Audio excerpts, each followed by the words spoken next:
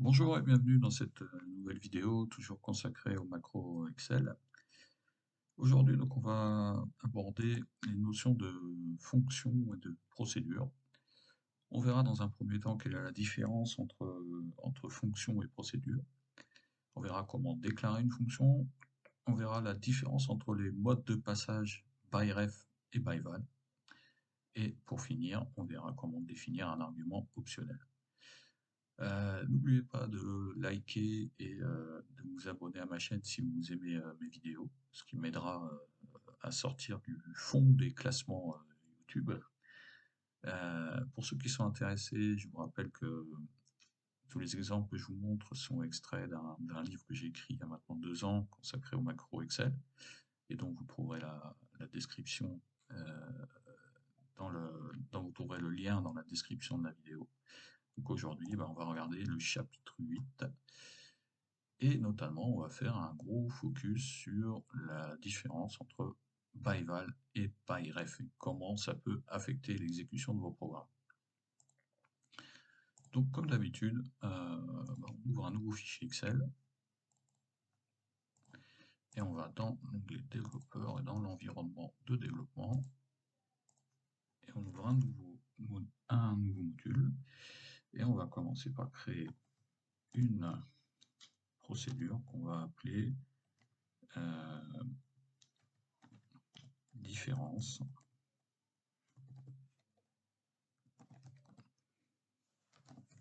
entre byref et byval. Alors déjà, quelle est la différence entre une procédure et une fonction? Une fonction est utilisée pour renvoyer un résultat, par exemple le résultat d'un calcul, alors une procédure, elle est faite pour exécuter une action, exécuter des lignes de code, etc. La procédure, elle va piloter en fait le programme et elle va faire appel à des fonctions. C'est-à-dire qu'il ne faut pas chercher à opposer les notions de fonction et de procédure. Dans un programme, on utilise des fonctions et des procédures. Les deux fonctionnent ensemble. Donc on va déclarer une variable qu'on va appeler A et on va la multiplier par une valeur à l'aide d'une fonction. Donc on va dire que A est égal à 2. Et on va créer une fonction. Donc pour créer une fonction, vous tapez le mot-clé function. Et puis là, on va dire multiplication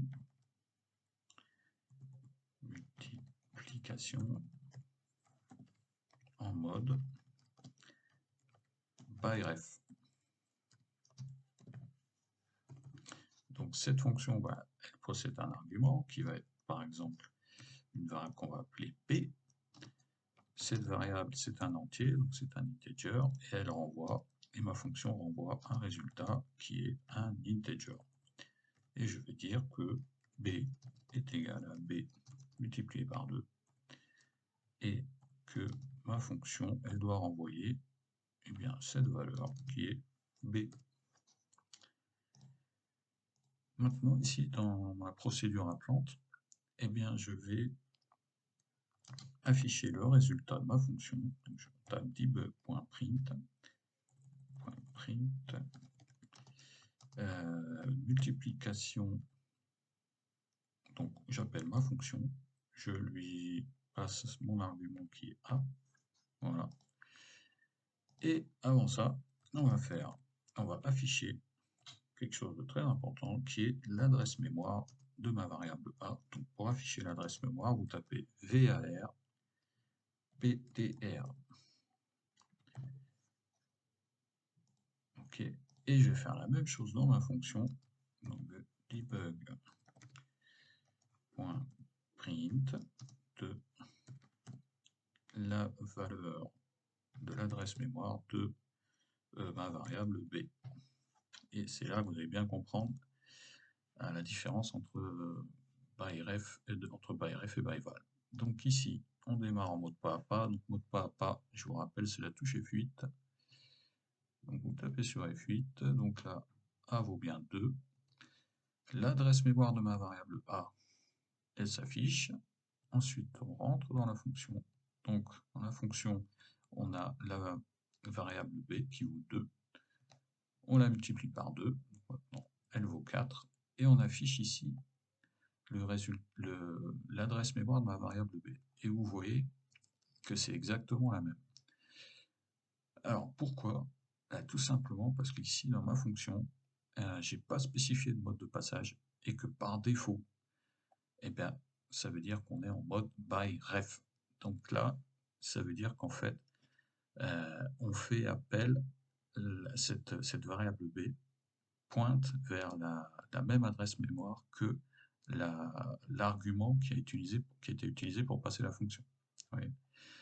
Donc, il va se passer quelque chose là, c'est que lorsqu'on termine, lorsqu'on repart dans la procédure appelante, ici, ben, on affiche le résultat du calcul, c'est bien 4, mais ce que vous voyez également, c'est que la valeur de A, donc ma variable A de ma procédure, elle a été modifiée. Et oui, parce que vu que je fonctionne en mode by-ref, si je modifie la valeur de l'argument que j'ai passé à ma fonction, à l'intérieur de cette fonction, eh bien forcément, je vais modifier également sa valeur euh, dans, dans le programme principal, dans la fonction, dans la procédure principale.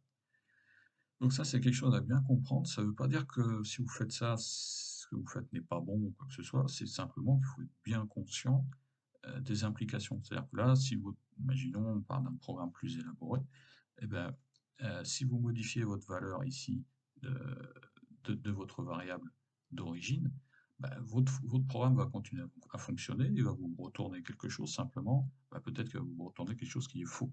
Voilà. Donc ça, à cause du mode de passage. Donc il faut bien comprendre en fait la différence entre les deux. Et maintenant, si on fait la même chose, mais en mode by val, cette fois, donc là je change le nom de ma fonction, et je vais spécifier ici le mode by val. Alors pour spécifier, il faut tout simplement écrire by val.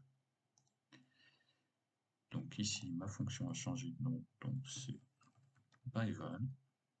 Okay. Donc on efface ce qu'on avait à l'origine. Je repars dans ma procédure principale. Donc on repart en mode pas à pas. Là, il ne faut pas oublier d'ajouter une ligne pour faire référence à notre nouvelle fonction. Et ici, je vais commenter cette ligne-là, comme ça elle ne s'exécutera pas. Voilà. Donc, on repart en mode pas à pas. On voit bien que A vaut 2. L'adresse mémoire, on va réinitialiser tout ça là. Voilà. Excusez-moi. On repart en mode pas à pas. Donc, l'adresse mémoire de ma variable A, c'est bien, termine bien là par 560. On va entrer dans notre fonction, cette fois en mode byval. Donc on multiplie la valeur de b par 2, donc b vaut bien 4. Et par contre ici, vous voyez que l'adresse mémoire de ma variable b n'est pas la même que celle de ma variable d'origine. Donc là, si je retourne dans mon programme principal maintenant, en finissant d'exécuter la fonction, eh bien vous voyez que la valeur de a n'a pas été modifiée. Là, parce que j'étais explicitement en mode byval. Voilà. Donc c'est ça qu'il faut bien comprendre concernant les modes de passage byref et byval. Pour finir, donc on va voir comment utiliser un argument optionnel. Donc ici, pour utiliser un argument optionnel, vous tapez le mot-clé optional. On va appeler une variable qu'on va appeler multi as integer égale 3. Alors ça, qu'est-ce que ça veut dire? Ça veut dire que si ce second argument n'est pas utilisé lors de l'appel de la fonction, la valeur qui sera utilisée par défaut, ce sera 3. Voilà. Donc ici, si j'exécute, on commence par effacer ce qu'on a là. Si j'exécute ma fonction, donc là, il ne faut pas oublier de remplacer 2 par ma variable multi. Donc là, si je lance le programme, j'ai bien 6. Parce que ici, quand j'ai fait appel à ma fonction, je n'ai pas défini de valeur pour le second argument. Du coup, eh ben, la valeur qui est utilisée, c'est la valeur par défaut, donc 3. Maintenant, si ici, ben, je dis que je veux affecter la valeur 4, et je relance le programme, et cette fois, on aura bien 2 fois 4, donc 8. Voilà pour cette première vidéo consacrée aux fonctions et aux procédures. La prochaine fois, ben, on fera un programme plus élaboré qui sera extrait en fait d'un programme que j'ai fait dans mon travail pour calculer des volumes de production. Je vous montrerai la version originale et puis on en fera une petite version simplifiée, euh, voilà, histoire d'utiliser les fonctions et les procédures. Voilà, j'espère que vous aurez aimé cette vidéo et je vous dis à la prochaine fois.